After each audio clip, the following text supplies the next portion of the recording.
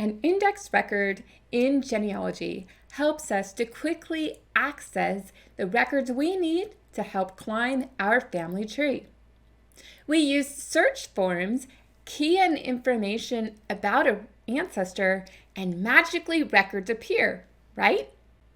Well, not exactly, but things are about to change.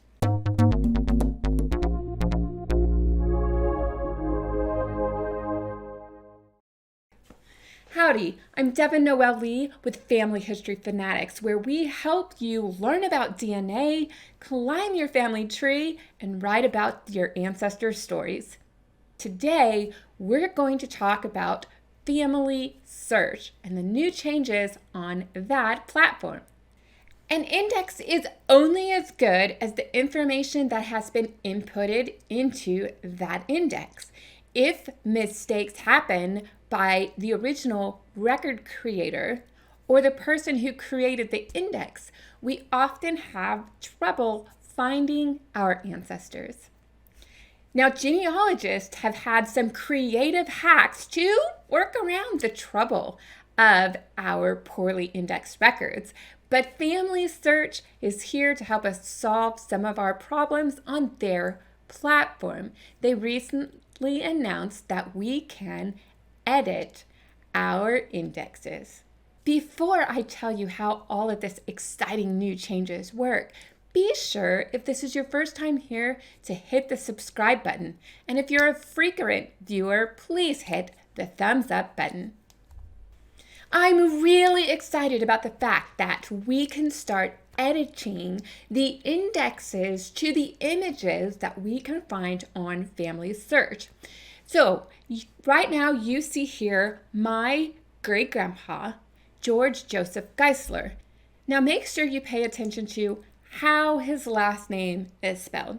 That German name, like many of the surnames you have in your family, can often get messed up. So FamilySearch has a census record in which George's last name is a little bit garbled. It looks like Grazles. This is not my great-grandfather's last name. I know that this is my great-grandfather because of all the family members in this household.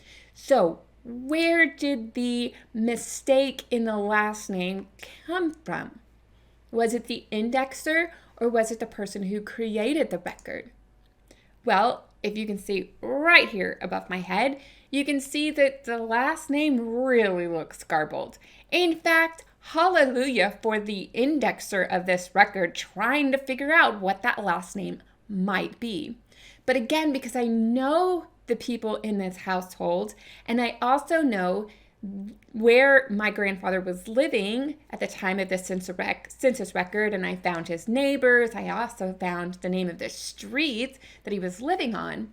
I know this is his record, but can I fix that name so that other people will know his last name is Geisler's and not whatever this is? Absolutely. When you have attached records in FamilySearch, or as you're browsing through them, eventually you'll see something that looks like this. And there's a notification that tells you that you can begin editing the information that you see on this screen.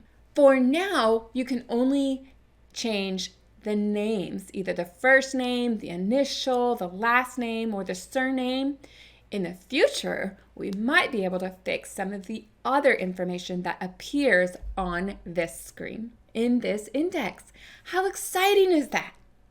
So here we are on FamilySearch. We're going to walk through the process of how you can start editing the information in the indexes for the records you attach to your family. So I'm going to scroll down to the 1940 census because that is the one that had the Garaz.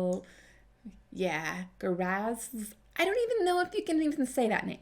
But in any case, we're going to come here and we're going to click on Edit.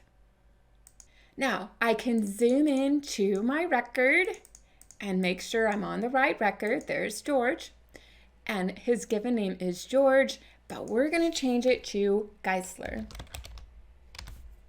Now I need to select a reason. Was the reason indexed incorrectly? No, it wasn't indexed incorrectly. The poor indexer did the very best they could. It is wrong in the document. So now I need to type a reason statement as to why I believe this is to be accurate, this change I'm going to make. So now I have a reason statement. I said the enumerator wrote something, it's hard to read, and then I went on to say that other supporting documents have his name as George Geisler. So now I need to highlight the full name.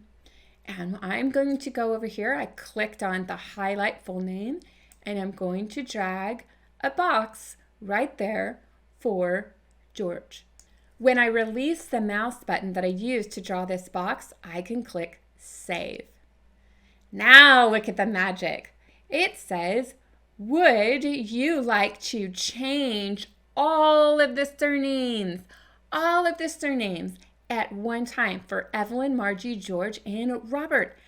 Absolutely. So I'm going to go ahead and put apply.